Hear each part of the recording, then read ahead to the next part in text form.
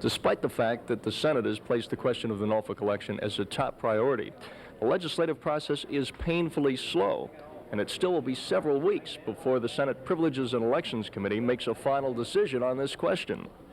Not only does a P&E subcommittee have to recount the paper ballots, but another subcommittee has been appointed to examine all the evidence.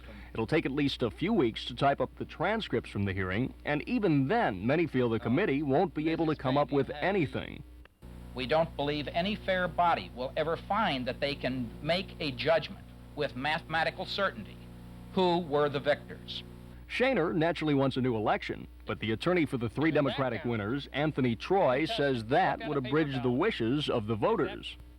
We have the rights of the 35,000 people who did cast votes in the election in November 1979, and their rights and the efficacy of their votes is also before this committee. Myra Obendorf says she wants only one thing.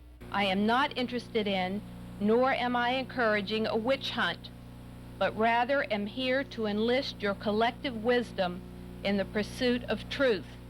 But the only winning candidate to appear before the committee, Stanley Walker, says after they study the evidence, they'll come to only one conclusion. Mr. Chairman, from my vantage point, gentlemen, I feel very strongly any projections you want to use clearly indicate that if all the machines had been operating that day, the outcome of the election would have been the same. Most legislators we talked to agree that Walker is probably right, and that's why the Senate is likely to let the election stand.